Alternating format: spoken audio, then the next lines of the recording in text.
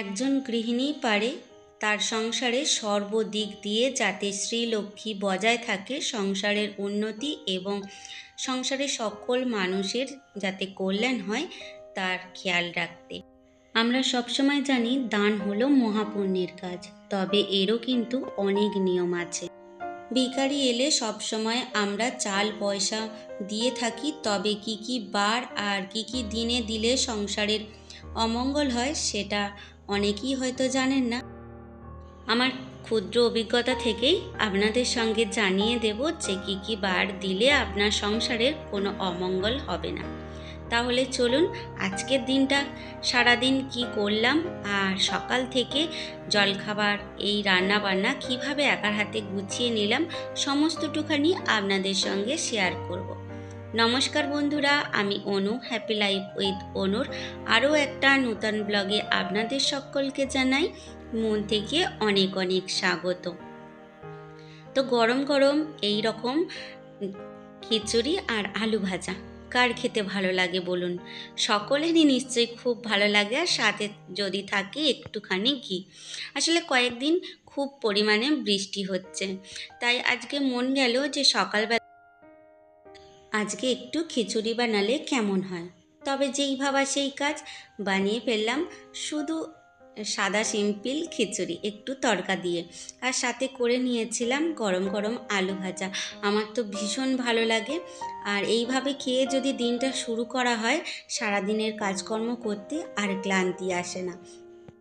আর এই দেখেছেন ঘরদুয়ারের কি অবস্থা, চারিদিক একদম ভর্তি হয়ে রয়েছে। তার থেকেও সব থেকে বড় চিন্তা কি বলুন তো? তবে এই বৃষ্টিতে এবছর দুর্গাপুজোর যে কী অবস্থা হবে ভাবতেই ভয় লাগছে। নতুন নতুন জিনিসপত্র কেনাকাটা তো দূরের কথা, বেড়াতে যাব সেইটা নিয়েও চিন্তা হয়ে যাচ্ছে আদেও কি হবে। তবে যা করবে মা নিশ্চয়ই ভালোর জন্যই করবে, মঙ্গলের জন্যই করবে। আর আকাশ তো এখনও মুখ ভার, আজকেও বৃষ্টি হবে সারাদিন সেই রকমই শুনছি।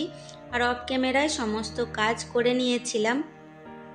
আসলে কি বলুন তো, এই বৃষ্টি বাদলের দিনে কাজ করতে একটু আলসেমি লাগে, তার উপরে যদি আবার ক্যামেরা করে কাজগুলো করতে যাই তাহলে তো একদমই ভালো লাগবে না। তাই ভাবলাম যে অফ ক্যামেরায় যতটুখানি পারি তাড়াহুড়ো করে কাজগুলো করে নিই। আর তারপরে এদেরকে খেতে দিতে চলে এলাম। ছোট্ট ছোট্ট ছানাগুলোকে না খেতে দিলে হয় বলুন? আর দেখুন খাবার পেয়ে তারা তো মহা আনন্দে লাপালাপি করে খেতে আরম্ভ করে দিয়েছে। আসলে সকালে অপেক্ষায় থাকে যে কখন খাবারটুখানি আসবে, তবে বেশি দিলেও তো ক্ষতি, সেই কারণেই অল্প অল্প করে দিয়ে থাকি যাতে ওরা ভালো থাকে, সুস্থ থাকে। আর এইভাবেই প্রত্যেকটা মানুষের বলুন, প্রত্যেকটা প্রাণীর এবং কি আমার শখের ছোট ছোট গাছপালাগুলোকেও যত্ন করে থাকি। আর একটুখানি পরে খেয়ে নিয়েছিলাম একটুখানি মৌসুমি লেবু, তো সেটাও আপনাদের সঙ্গে শেয়ার করে নিলাম। তো ভিডিওর এই পর্যায়ে এসে বলি, যদি ভিডিওটা কোনো অংশে ভালো লেগে থাকে তাহলে প্লিজ চ্যানেলটা সাবস্ক্রাইব করে আমার পাশে থাকবেন, অবশ্যই একটা মিষ্টি কমেন্ট করতে ভুলবেন না। আর ভিডিওর প্রথমেই যেটা বলছিলাম, দান তো আমরা প্রতিদিনই করতে পারি, তবে বিশেষ করে চাল যখন আমরা দান করি তখন কিছু দিন বা কিছু বার মেনে চলতে হয়। আমরা সাধারণত চাল দিয়েই থাকি, তবে চালের সাথে সবসময় চেষ্টা করবেন যে কোনো একটা সবজি কিংবা যদি আপনার সম্ভব হয় 10 টাকা 5 টাকা দেবেন। শুধু চাল কখনোই দেওয়া উচিত নয় কাউকে। বৃহস্পতিবারে চাল দেবেন না, অমাবস্যা পূর্ণিমা থাকলে তখন চাল দেবেন না, বদলে টাকা দিতে পারেন বা অন্য কিছু আপনি খাবার জিনিস দিতে পারেন। তবে হয়তো আপনি খেতে বসেছেন, সেই সময় ভিক্ষুক এলো, তো সেই সময় উঠে গিয়ে আপনি কখনোই চাল দেবেন না, আপনি খাওয়ারের জিনিস অন্য কিছু দিতে পারেন। কিছু কিছু এইভাবে জিনিস যদি আমরা মেনে চলি তাহলে সংসারের সব দিক দিয়েই উন্নতি হয় এবং সংসারের কল্যাণও হয়। আসলে আমরা সবসময় চেষ্টা করি যে কারোর মনকে কোনো কষ্ট না দিতে, কারোর ব্যথা না দিতে। আসলে মানুষ ভিক্ষে তখনই করে যখন সে প্রচণ্ড অভাবে থাকে, প্রচণ্ড কষ্টে থাকে। তাই কোনো মানুষকে কষ্ট দেব এই রকম মনোভাব নিয়ে কখনোই আপনি দান করবেন না। আপনি যতটুখানি পারবেন, যতটুখানি আপনার মন চাইবে, মন খুলে আপনি সেটা দান করবেন, তাহলে সেটা সময় আপনার সংসারের প্রতি, আপনার প্রতি কল্যাণজনক হবে।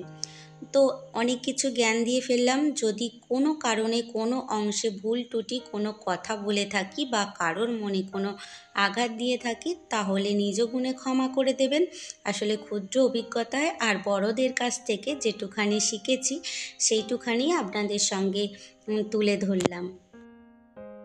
আমার ক্ষুদ্র জ্ঞানে বলে, মানুষের অহংকার, মানুষের দর্প, মানুষের তখনই চূর্ণ হয় যখন সে একদম নিঃশেষ হয়ে যায়। পরের কাছে হাত পাতাটা অতটা সহজ নয়।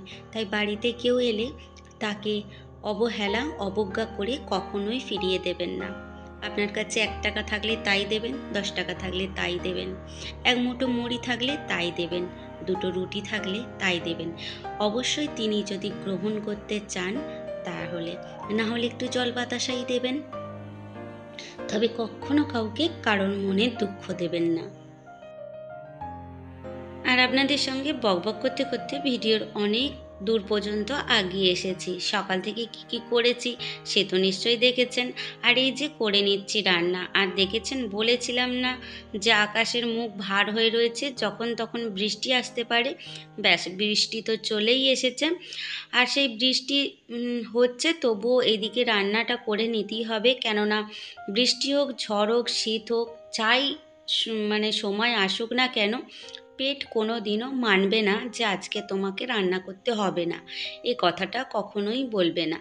তাই রান্নাবান্নাটা করতেই হবে। সেই হিসাবে রান্নাটা আজকে করে নিলাম। আর কি রান্না করলাম, বেগুন ভেজেছিলাম আর সাথে করেছিলাম শুক্তো।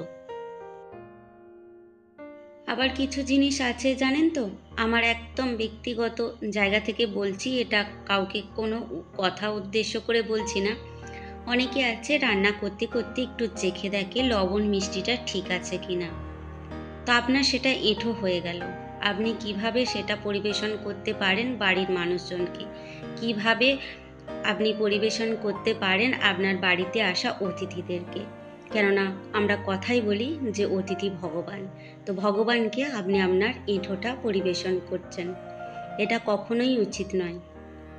এইসব ছোটোখাটো একটুখানি দিক খেয়াল করলেই আপনি কিন্তু সংসারটা স্বর্গের মতো সুন্দর এবং উন্নতি করতে পারবেন।